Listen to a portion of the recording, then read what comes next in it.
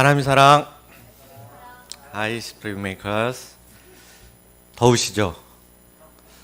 네, 정말 덥습니다. 37도까지 기온이 올라가고 있는데요. 앞으로도 한동안 계속 더울 것 같습니다. 이런 더운 날이 되면 저는 이제 떠오르는 말씀이 하나 있습니다. 잠언 25장 13절 말씀인데요. 충성된 사자는 그를 보낸 이에게 마치 추수하는 날에 얼음 냉수 같아서 능히 그 주인의 마음을 시원하게 하느니라. 네, 여기서 충성된 사자는 다양하게 적용해 볼 수 있겠지만 저는 말씀의 종을 의미하는 것이 아닌가 싶습니다. 그래서 말씀의 종이 충성스럽게 주님의 말씀을 준비해서 전할 때 우리들 심령에 시원한 냉수처럼, 얼음 냉수처럼 역사할 줄 믿습니다. 우리 다음 주에 여름 수양회가 있는데요. 여름 수양회 통해서 냉수가 그냥 폭포수처럼 쏟아지는 그런 말씀의 역사가 있기를 간절히 기도합니다. 네, 오늘 말씀의 제목은 내가 곧 길이요입니다. 요절은 요한복음 14장 6절 말씀인데요. 다 같이 한 목소리로 읽어보겠습니다. 시작. 예수께서 이르시되 내가 곧 길이요 진리요 생명이니 나로 말미암지 않고는 아버지께로 올 자가 없느니라. 기도하겠습니다.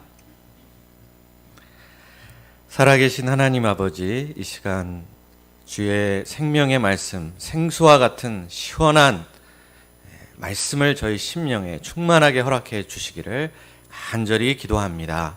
이 말씀 통해서 길 되신 예수님이 온전히 드러나게 하여 주시옵소서. 예수님의 이름으로 기도합니다.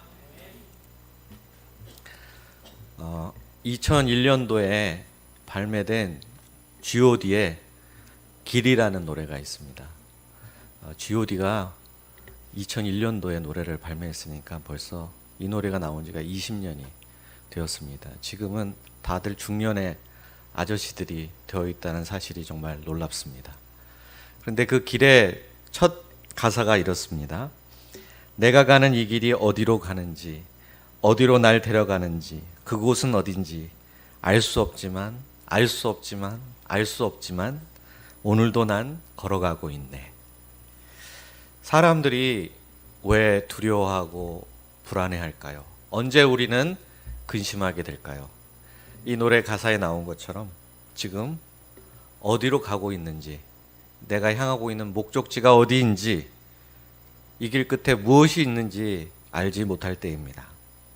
그런데 오늘 본문 말씀 가운데 예수님께서는 우리에게 우리가 가야 할 목적지가 어디이며 또 그 목적지까지 도달할 수 있는 길이 무엇인지를 우리에게 아주 분명하게 말씀해 주고 계십니다. 우리가 이 말씀을 통해서 우리 삶에 쉴 새 없이 찾아오는 불안과 근심, 두려움을 벗어버리고 믿음으로 참된 평안을 얻을 수 있기를 간절히 기도합니다. 1절을 보십시오. 1절 말씀을 다 함께 한 목소리로 읽어보겠습니다. 시작. 너희는 마음에 근심하지 말라. 하나님을 믿으니 또 나를 믿어라. 예수님께서는 제자들에게 근심하지 말라고 말씀하고 계십니다. 이 말은 뒤집어 말하면 제자들이 현재 큰 근심 가운데 있다는 뜻입니다. 그러면 왜 제자들이 근심하게 되었을까요? 우리가 앞선 12, 13장에 보면 예수님께서 제자들을 향해서 끊임없이 계속해서 어디론가 간다. 나는 어디론가 가는데 너희들은 내가 가는 곳에 따라올 수 없을 것이다. 라는 말씀을 하셨기 때문입니다. 어린아이들이 어린이집에 갈 때, 처음에 갈 때 막 안 가려고 떼를 쓰고 울지 않습니까? 분리불안을 겪기 때문입니다. 지금 제자들이 마치 그런 어린아이의 심정과 같습니다. 분리불안을 느끼며 앞으로 내 인생과 장래가 어떻게 될지 몰라 전전긍긍하고 있는 그런 상태였습니다. 근데 이것이 전부가 아니었습니다. 여기에 더해서 예수님께서는 너희 중에 나를 팔 자가 있다. 또 시몬 베드로에게는 내가 닭 울기 전에 3번 나를 부인할 것이다. 라는 말씀을 하셨습니다. 제자 중에 그 누구보다 충성스럽고 예수님을 사랑하는 수제자인 베드로마저 이렇게 무너진다면 그 외에 나머지 제자들은 더 이상 볼 것도 없었습니다. 이런 말씀을 계속 듣게 된 제자 공동체의 분위기는 무척이나 침울하고 어수선했을 것입니다. 그런데 이런 근심의 문제는 단지 12제자만의 문제는 아닙니다. 사실 우리가 항상 안고 있는 문제이기도 합니다. 누구든지 또 언제든지 실직, 파산, 질병, 가까운 사람의 죽음으로 인한 이별, 공동체의 붕괴 등과 같은 일들을 맞닥뜨리게 될 수 있습니다. 전혀 준비하고 있지 않았는데 갑작스럽게 이런 일을 만나게 될 때 사람들은 근심하고 불안해하고 두려워할 수밖에 없습니다. 이런 일들이 가급적 우리 삶에 안 일어나면 좋겠는데 누구도 장담할 수는 없습니다. 그런데 주변에 보면 나보다 더 강해 보이는 사람도 이런 일을 만나게 되면 연약해져서 스스로 무너지는 모습을 보게 됩니다. 그런 모습을 보게 되면 우리는 더욱 불안해지게 됩니다. 저 사람도 버티지 못하는데 나 같은 사람이 어떻게 이걸 감당할 수 있겠어? 하면서 큰 근심과 염려에 휩싸이게 됩니다. 이렇게 근심하게 될 때 사람들은 어디선가 이런 나를 위로해 줄 곳이 없을까? 그런 위로를 찾게 됩니다. 세상에 술집이 왜 이렇게 많을까요? 이 제기동과 안암동만 봐도 가는 곳마다 골목마다 술집이 있습니다. 저긴 어떻게 이렇게 안 망하고 계속 장사를 할 수 있을까 싶은데 그만큼 그곳에 가는 사람들이 많기 때문입니다. 그 중에는 단지 즐거움과 쾌락을 누리기 위해서 가는 사람도 있겠지만 잠시 동안만이라도 이 근심과 불안을 잊어버리고자 하는 마음 때문에 술집을 찾는 사람들이 있을 것입니다. 하지만 이런 위로는 진정한 위로가 될 수 없습니다. 일시적인 위로이고 싸구려 위로에 불과한 것일 뿐입니다. 그렇다면 인생의 근원적인 불안, 근심에 대한 예수님의 처방, 예수님의 해결책이 무엇일까요? 우리 1절 하반절을 다시 보십시오. 하나님을 믿으니 또 나를 믿으라.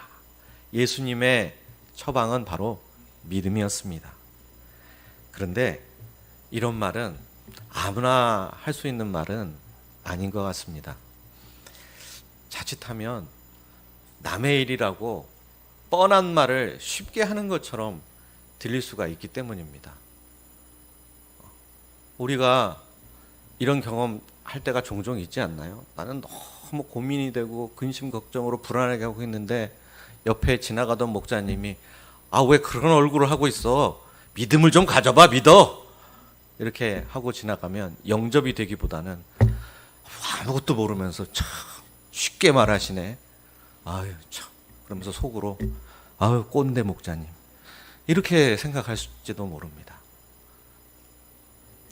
그런데 예수님께서 이렇게 제자들에게 말씀하실 수 있는 것은 예수님 자신이 자신의 근심 문제를 하나님을 믿는 믿음으로 이미 극복하셨기 때문에 그래서 이런 말씀을 하실 수 있는 것입니다. 예수님은 앞서 13장 21절에서 유다의 배신에 대해 말씀하실 때 심령이 괴롭다라고 말씀하셨습니다. 그리고 또 12장 27절에 보면 자신의 죽음을 앞두고 기도하시면서 지금 내 마음이 괴롭다라고 고백을 하셨습니다.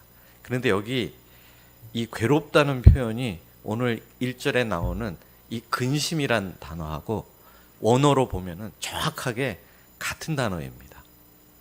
그러니까 예수님은 이 세상에 계시면서 제자들이 그리고 또한 우리들이 겪을 수 있는 그런 근심과 고통을 친히 경험하셨습니다.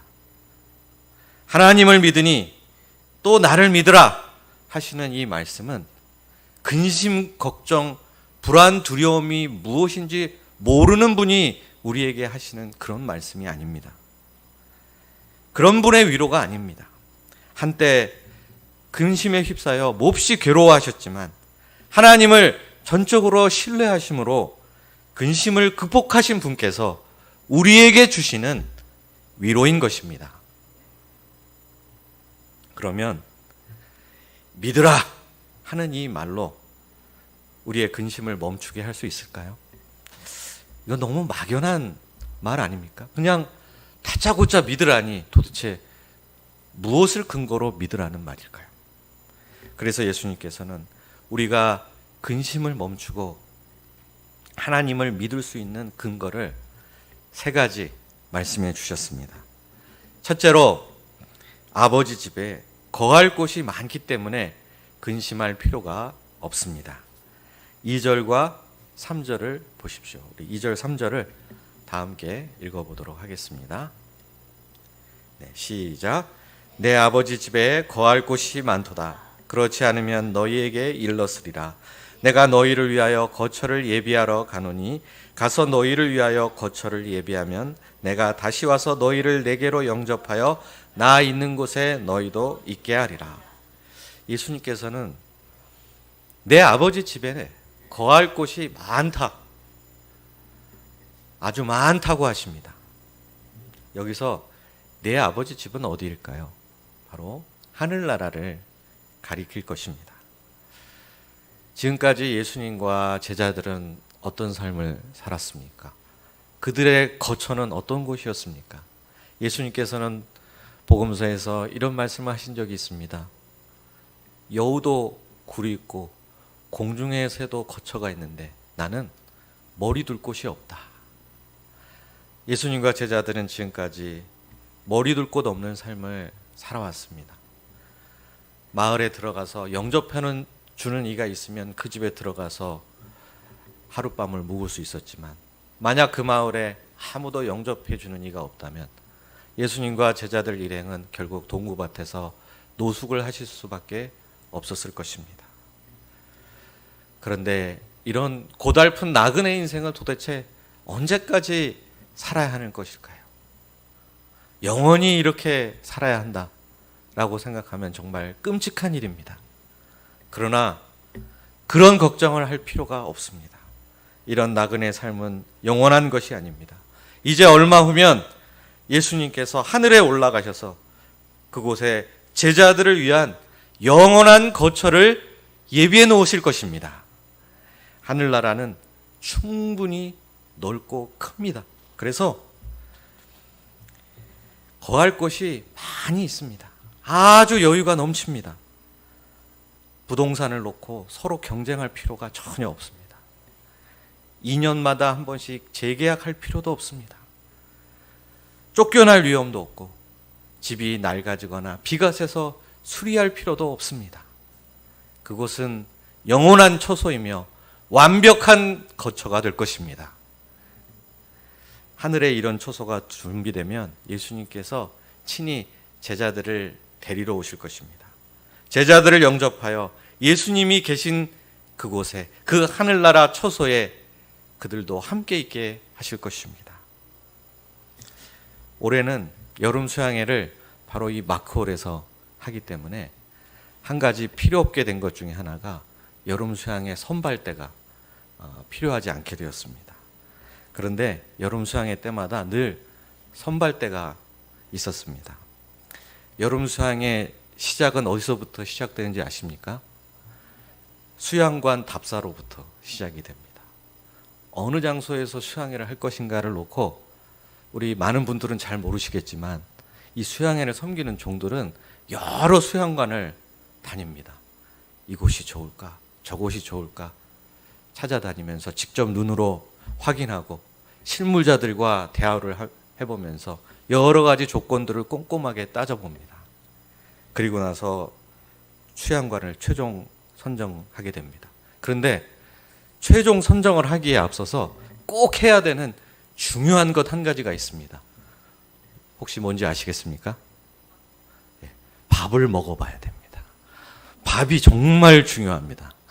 그래서 그 수양관에서 먼저 밥을 먹어보고 밥맛이 얼마나 좋은가, 반찬은 잘 나오는가, 특히 고기 반찬이 있는가, 이거 확인해야 됩니다. 고기 반찬 없으면 나중에 형제 목자님들이 굉장히 불평을 많이 하시게 됩니다.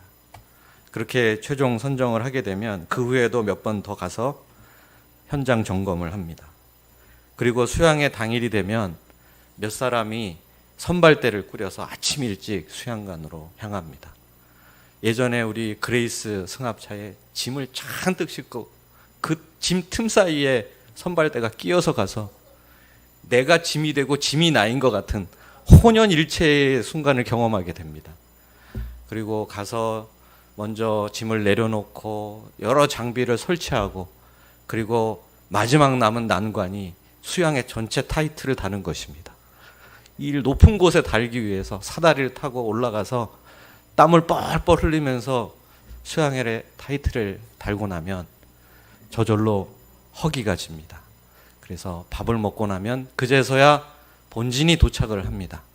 그러면 본진에 온 우리 참석자분들은 아무것도 모르고 그냥 즐거운 마음으로 와, 타이틀 멋있네, 수양관 너무 좋아요, 그러면서 이렇게 수양회를 마음껏 즐길 수 있게 됩니다. 제가 왜 이 말씀을 드렸을까요? 예수님은 본진인 땅에 있는 우리가 거할 하늘의 초소를 만드시기 위해서 하늘과 땅 사이를 수차례 왔다 갔다 하신 선발대가 되시는 분이십니다. 처음 오실 때는 하늘나라의 모든 영광을 다 버리시고 겸손한 모습으로 이 땅에 오셨습니다. 그리고 또 다시 하늘로 가실 때는 십자가 죽음이라는 이 고통의 관문을 통과해서 하늘나라에 가고자 하십니다. 그리고 그곳에 가셔서 우리를 위한 초소를, 우리가 영원히 거할 거처를 예비하고자 하십니다. 그리고 마지막 날 다시 오셔서 우리들을 영접하시고 우리들을 그 영원한 초소로 인도해 드리실 것입니다. 어떻습니까? 우리에게 이런 선발대가 있어서 너무 감사한 일 아닙니까? 이것이 다 누구를 위한 일입니까? 예수님을 위해서 하신 것이 아닙니다. 예수님 자신의 거처를 위해서 하신 일이 아니라 바로 우리들을 위해서 하신 일들입니다. 오늘 말씀해 보면 예수님은 너희를 위하여 초소를 예비하러 가노라 라고 말씀하고 계십니다. 창조주이시고 만왕의 왕이신 예수님께서 친히 선발대가 되셔서 우리를 위해 일하시고 우리를 직접 인도에 맞이해 드리시겠다고 약속하십니다. 우리가 섬겨야 할 예수님께서 도리어 우리를 위해서 이토록 수고하시고 섬겨주고 계십니다. 세상에 이런 분이 또 어디 있을까요? 이렇게 우리 거처를 위해서 애쓰시는 분은 예수님밖에는 없습니다. 그저 감사하고 또 감사할 따름입니다. 최근 몇 년 동안 정말 서울의 집값이 올라도 너무 올랐습니다. 미친 듯이 올랐습니다. 제가 한 기사를 찾아보니까 서울의 보통 일반적인 평수인 34평 아파트를 한 채 장만하려면 한 가구가 67.33년 동안 저축을 해야 가능하다고 합니다. 그러면 이제 다 모아서 아파트 살 때쯤 되면 무덤으로 가야 되겠죠. 부동산 문제가 정말 이렇게 심각합니다. 근데 이보다 더 중요한, 이보다 더 심각한 부동산 문제가 또 있습니다. 바로 죽음 이후에 우리가 거할 곳이 있느냐 하는 문제입니다. 이 세상의 모든 사람들은 죽음이 마지막이라는 것을 다 알고 있습니다. 근데 그때가 어느 때인지 모를 뿐이지 예외 없이 모든 사람에게 이미 예약된 일이나 마찬가지입니다. 하지만 죽음이 끝이라는 것을 인지하는 순간 그때 사람들의 마음에는 불안과 두려움이 찾아오게 됩니다.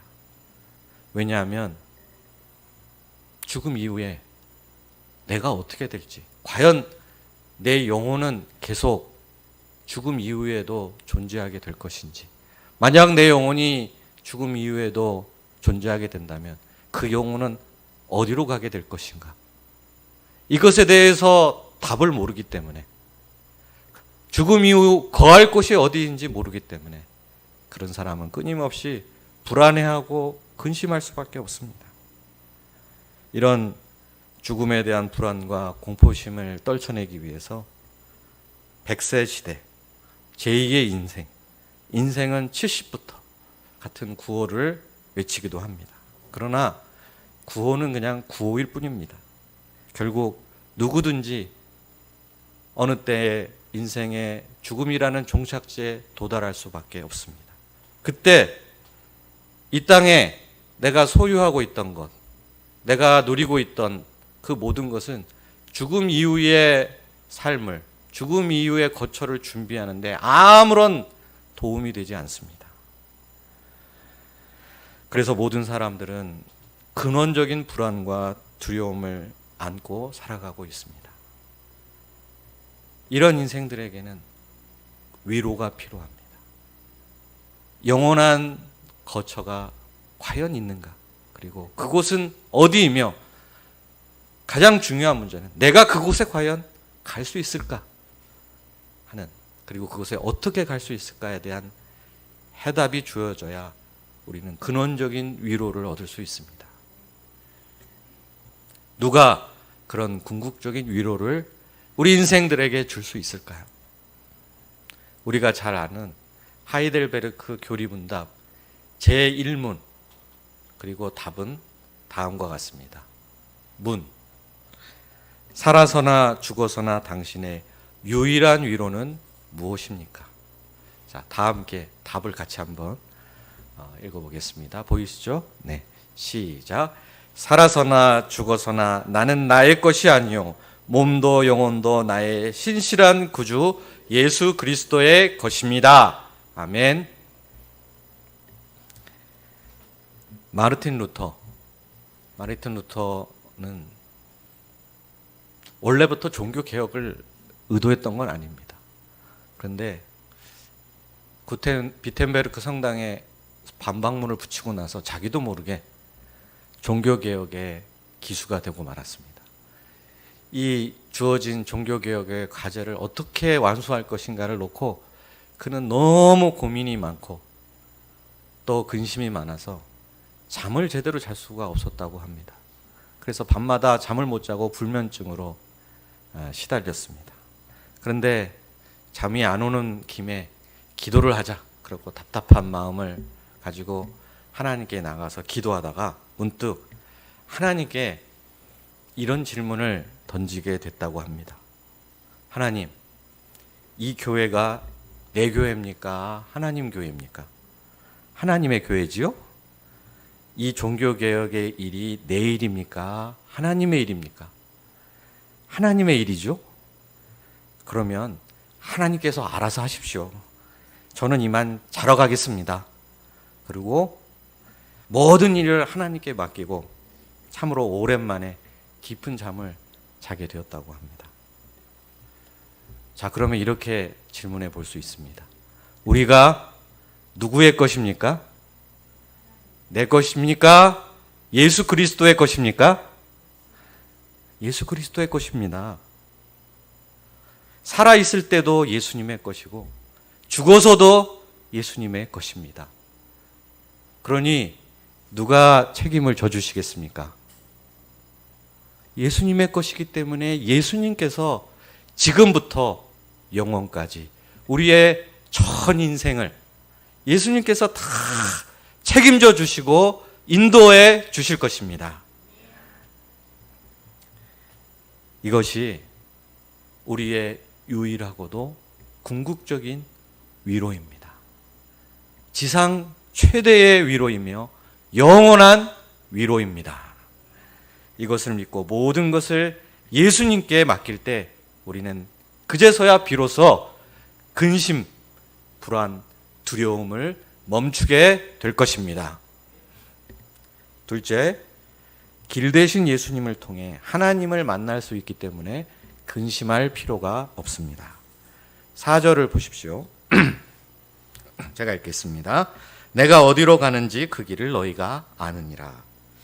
예수님은 제자들에게 목적지와 그 목적지까지 가는 길에 대해 너희가 이미 다 알고 있다라고 말씀하고 계십니다. 왜냐하면 지금까지 제자들과 3년 반 동안 함께 계시면서 바로 어디로 가는지에 대해서 또 어떻게 그곳까지 이룰 수 있는지에 대해서 계속해서 말씀으로 가르쳐 오셨기 때문입니다. 그런데 이에 대한 제자들의 반응이 어떻습니까? 5절을 보십시오. 도마가 이르되 주여 주께서 어디로 가시는지 우리가 알지 못하거늘 그 길을 어떻게 알겠사옵나이까. 도마는 목적지도 모르겠고 그 목적지까지 가는 길도 도무지 모르겠다라고 답을 합니다. 도마만 그랬을까요? 다른 제자들도 다 마찬가지였을 것입니다. 다만 도마에게 모르는 것을 모른다고 말할 수 있는 솔직함과 또 질문을 할 수 있는 용기가 있었을 뿐입니다. 그래서 도마에 대해서 우리가 너무 구박할 필요가 없습니다. 도마가 이렇게 질문을 한 덕분에 우리는 정말 유명한 말씀인 요한복음 14장 6절 말씀을 예수님으로부터 들을 수 있게 되었기 때문입니다. 우리 오늘 요절 말씀이기도 한 6절 말씀을 다 함께 한 목소리로 읽어보도록 하겠습니다. 시작. 예수께서 이르시되 내가 곧 길이요 진리요 생명이니 나로 말미암지 않고는 아버지께로 올 자가 없느니라. 목적지는 이 말씀을 볼 때 분명합니다. 아버지, 곧 하나님이 우리의 목적지가 되십니다. 그리고 그 목적지까지 가는 길은 유일한 길인데 바로 예수님이 우리의 길이 되십니다. 그런데 이 요한복음 14장 6절 말씀은 많은 논란이 최근에 있는 그런 구절입니다. 20세기 전반 인류는 세계 제1차 대전과 2차 대전이라는 참혹한 전쟁을 2번이나 연거푸 겪었습니다. 그 이후로 이제 인류는 더 이상 싸우고 싶지 않았습니다. 그래서 시시비비를 가리지 말고 그냥 너도 옳고 나도 옳고 모두가 다 옳은 걸로 하자, 이렇게 말하기 시작했습니다. 이 흐름을 가리켜서 포스트 모더니즘이라고 부릅니다. 포스트 모더니즘은 20세기 후반부터 지금까지 이 시대의 시대 정신이라고 말할 수 있습니다. 이런 흐름 속에서 종교 다원주의자들이 등장을 했습니다. 그들은 흔히 등산을 비유로 많이 듭니다. 우리가 등산을 할 때 산 꼭대기 정상에 이르는 것이 목표입니다. 그런데 그 정상에 이르는 길은 여러 가지 다양한 길이 있습니다. 한라산만 해도 어떤 코스에서 여러 가지 코스가 있는데 어느 코스로 가든지 결국에는 산 정상에까지 도달할 수 있습니다. 이와 마찬가지로 종교 다원주의자들은 기독교를 믿어도 좋고 불교를 믿어도 좋고 이슬람을 믿고 유교를 믿어도 좋다. 어떤 종교든지 간에 결국에는 산 정상에서 만나듯이 서로 진리 안에서 만나게 될 것 아니냐, 이렇게 주장을 합니다. 어떻습니까? 맞는 말인가요? 틀린 말인가요? 네, 얼핏 들으면 맞는 말인 것 같습니다. 네, 산 정상에 이르는 길이 여러 가지 다양한 길이 있는 것은 사실입니다. 그리고 실제로 지금 말씀드린 몇 가지 소위 말하는 고등 종교라는 것을 보면 그 내용 속에 서로 중첩되는 부분, 비슷한 부분이 많이 있는 것도 사실입니다. 그런데 이 비유에 치명적인 문제가 있습니다. 뭐가 문제입니까? 우리가 도달하고자 하는 것이 산 정상이 아니라는 사실입니다. 우리는 우리의 목적지, 우리가 이루고자 하는 곳이 어디일까요?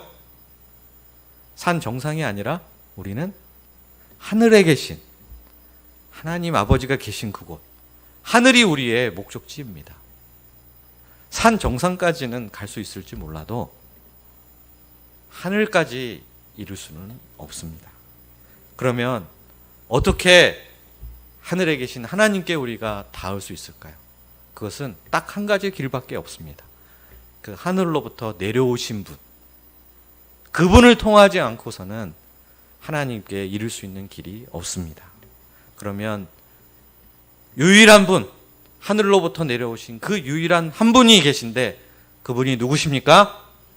바로 예수님 한 분뿐입니다. 예수님만이 하늘과 땅을 연결하는 유일한 사다리이시며 통로가 되십니다. 여러 종교가 고상한 윤리를 제공해 주기도 하고 삶에 대한 날카로운 통찰을 주기도 하고 문제의식을 심기도 하지만 딱 그들의 역할은 거기까지일 뿐입니다. 산 정상까지 우리를 데려다 줘서 조금 더 하늘과 가까운 곳까지 데려다 줄 수 있을 뿐이지 그 이상은 아무것도 하지 못합니다. 구원을 줄 수 없고 우리를 하나님 나라에 있는 영원한 초소로 이끌어주지 못합니다. 오직 예수님의 복음만이 이 땅에서 우리를 구원하여 저 하늘에 계신 하나님 나라, 거기 계신 하나님께로 이끌어줄 수 있습니다. 드라마 대장금에 보면 어린 대장금이 하는 이런 유명한 대사가 있죠. 거기에서 그 정상궁이 이런 질문하죠. 네가 고기에서 홍시 맛이 난다고 했는데 왜 그런 말을 했느냐? 라고 묻자 장금이가 이렇게 말합니다. 홍시 맛이 나서 홍시라 하였는데 왜 홍시라 모르시면 하면서 말을 잇지 못합니다. 저도 이런 심정입니다. 장금이 심정입니다. 예수님만이 유일한 길이라서 유일한 길이라고 하였는데 왜 유일한 길이냐고 물으신다면 할 말이 없습니다. 어떡합니까? 예수님만이 유일한 길인 걸 그러면 아니라고 할 수는 없지 않습니까? 이것은 논리의 문제가 아닙니다. 이것은 믿음의 문제이며 경험의 문제이기 때문에 이렇게 말할 수밖에 없습니다. 7절을 보십시오. 너희가 나를 알았더라면 내 아버지도 알았으리로다. 이제부터는 너희가 그를 알았고 또 보았느니라. 예수님과 오랜 시간을 함께했던 그 제자들은 길 대신 예수님과 지낸 시간이 많습니다. 그러니 그들은 그 길 대신 예수님을 통해서 하나님을 만나고 하나님을 경험한 그런 일들이 풍성하게 많이 있지 않을까요? 예수님은 그런 기대를 하셨습니다. 그런데 과연 정말 그럴까요? 8절을 보십시오. 빌립이 이르되 주여 아버지를 우리에게 보여주옵소서 그리하면 족하겠나이다. 빌립은 마치 이제까지 하나님을 경험한 적이 전혀 없는 사람처럼 하나님을 좀 보여주십시오. 그럼 내가 믿을 것 같습니다. 라고 이렇게 답을 하고 있습니다. 이에 대한 예수님의 반응이 어떠합니까? 9절을 보십시오. 9절 말씀 같이 한번 읽어보겠습니다. 시작. 예수께서 이르시되 빌립아 내가 이렇게 오래 너희와 함께 있으되 내가 나를 알지 못하느냐? 나를 본 자는 아버지를 보았거늘 어찌하여 아버지를 보이라 하느냐? 여기서 예수님께서 방금 우리가 읽은 것처럼 빌립아 내가 이렇게 오래 너희와 함께 이렇게 하지 않으셨을 거예요. 그죠? 네, 그렇게 하지 않으시고 아마 이렇게 하셨을 것 같습니다. 에휴 빌립아 내가 너랑 이렇게 오래 함께 있었는데 아직도 나를 이렇게 모르느냐? 탄식하시면서 한숨을 쉬시면서 이 말씀을 하셨을 것 같습니다. 요즘 줌으로 원격 수업을 많이 하죠. 초중고 대학교까지 줌으로 수업을 많이 합니다. 그런데 이 줌 수업할 때 딴짓하는 학생들이 그렇게 많다고 합니다. 줌을 켜놓긴 했는데 그냥 켜놨을 뿐 이렇게 밑에서 이렇게 쪼물락쪼물락 하면서 게임을 하기도 하고 뭐 딴 데를 보고 유튜브를 보고 별별 학생들이 참 많다고 합니다. 그래서 그 수업 끝나는 시간에 선생님이 1시간 내내 계속 얘기하고 떠들었던 내용을 질문했는데 학생들이 뭐예요? 처음 들었다는 듯이 이런 반응을 보일 때가 참 많다고 합니다. 이때 선생님의 심정이 어떨까요? 내가 그냥 목이 터져라 1시간 내내 이렇게 얘기를 했건만 정말 아무것도 들은 게 없구나. 얼마나 실망이 크겠습니까? 우리가 예배 때 이러진 않겠죠? 네. 아무튼 이런 선생님의 마음, 그 마음이 오늘 빌립을 보시는 예수님의 마음과 닮아 있을 것 같습니다. 제자들은 그동안 예수님을 통해서 얼마든지 하나님을 만나고 하나님을 알고 하나님을 체험할 기회들이 있었습니다.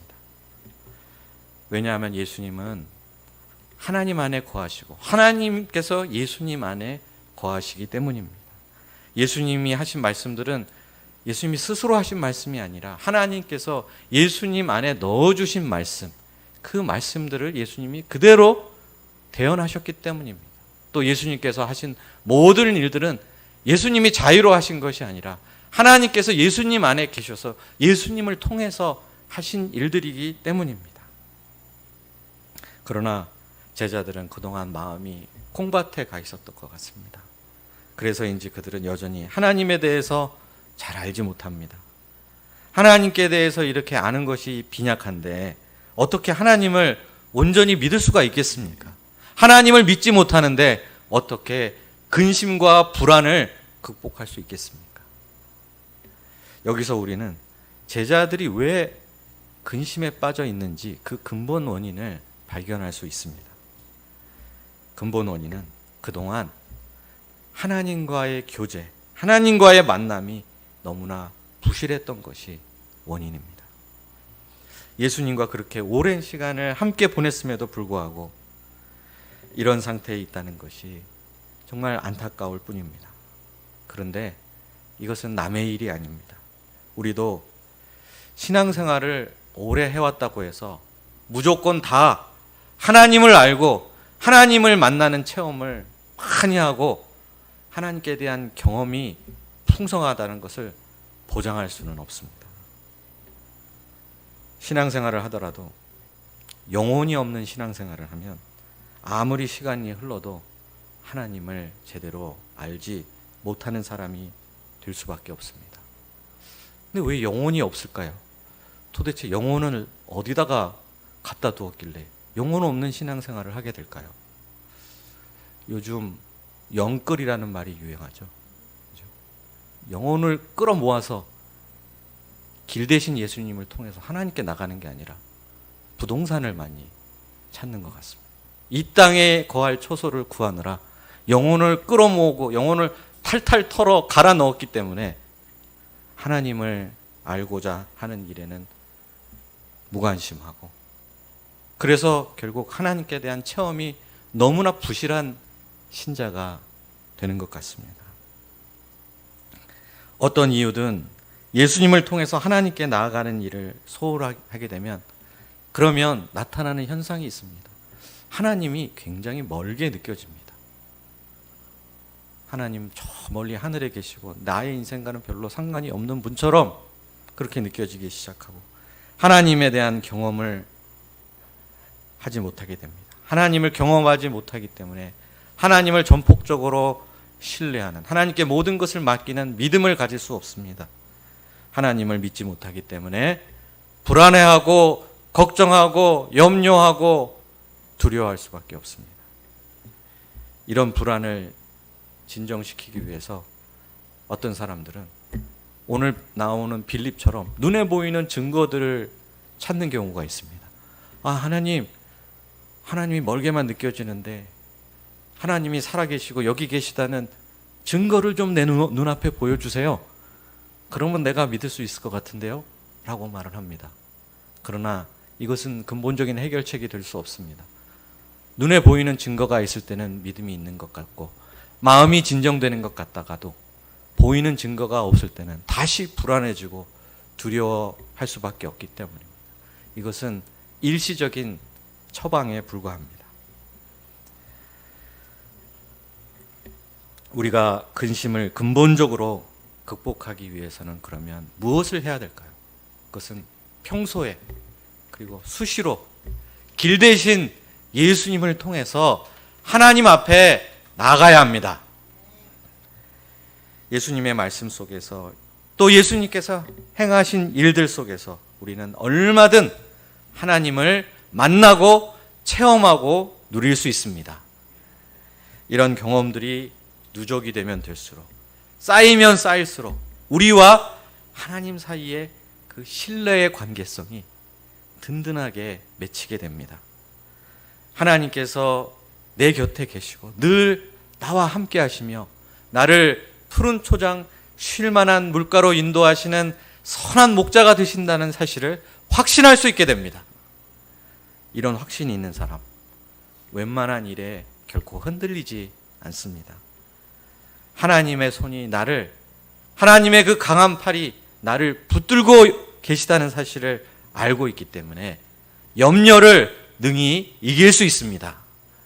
날마다 우리가 길 대신 예수님을 통해서 하나님 아버지 앞에 나아갈 수 있기를 기도합니다. 그래서 근심 대신에 하나님을 전적으로 신뢰하는 믿음의 사람들이 될 수 있기를 간절히 기도합니다. 셋째로, 기도할 수 있기 때문에 근심할 필요가 없습니다. 12절을 보십시오. 12절 같이 한번 읽어보겠습니다. 시작. 내가 진실로 진실로 너희에게 이르노니 나를 믿는 자는 내가 하는 일을 그도 할 것이요 또한 그보다 큰 일도 하리니 이는 내가 아버지께로 감이라. 예수님께서 하나님께로 돌아가시는 것이 유익이 되는 또 다른 이유는 앞으로 제자들이 예수님이 하신 일을 하고 더 나아가서 그보다 큰 일도 할 수 있게 될 것이기 때문입니다. 여기서 예수님이 하신 일보다 더 큰 일을 한다는 게 무슨 뜻일까요? 예수님이 행하셨던 기적보다 더 큰 기적을 제자들이 할 수 있게 된다는 뜻일까요? 예수님은 오병이어로 5천 명을 먹으셨다면 제자들은 한 3만 명쯤 먹이는 기적을 할 수 있게 된다는 뜻일까요? 그런 뜻이라기보다는 이것은 선교적인 의미가 있습니다. 예수님의 공생의 사역은 3년 반이라는 아주 짧은 시간밖에는 주어지지 않았었습니다. 또 예수님께서 활동하셨던 범위는 오늘날 우리가 팔레스타인 지역이라고 부르는 아주 좁은 땅덩어리에 불과했습니다.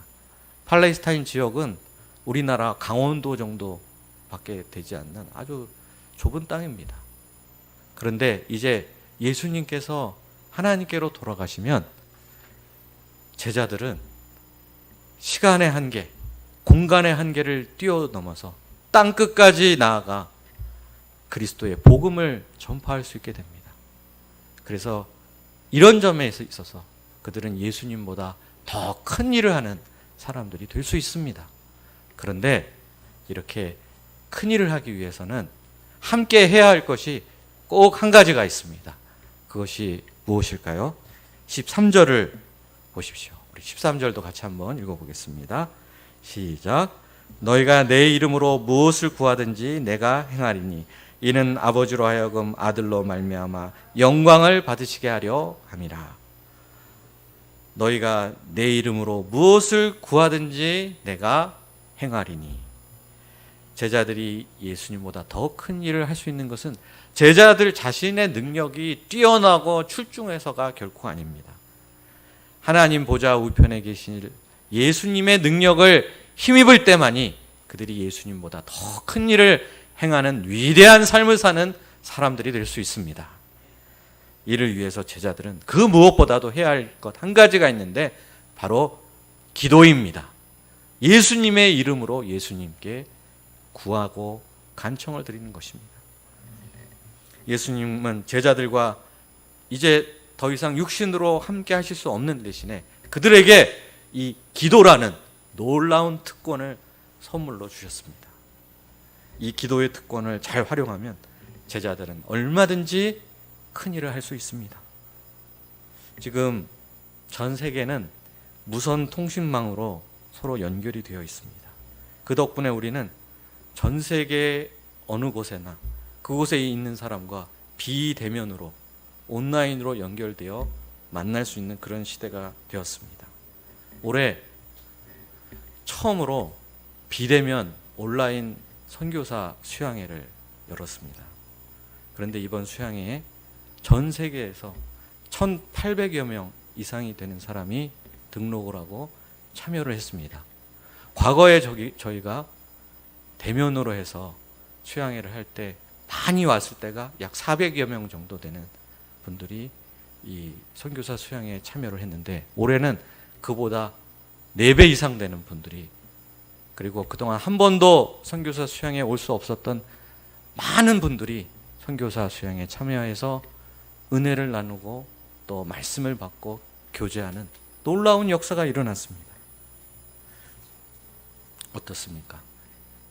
우리가 비대면 상황이 닥칠 때 이것 때문에 아무것도 할 수 없을 것 같은 그런 무력감을 느낀 바 있습니다.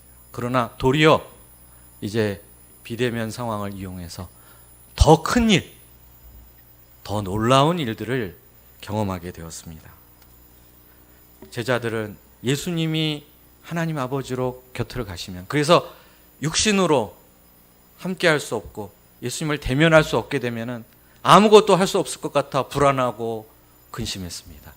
그러나 예수님께서 하나님 아버지 우편에 가심으로 인해서 그들에게는 이제 비대면 온라인 통신 수단 하나가 주어졌습니다.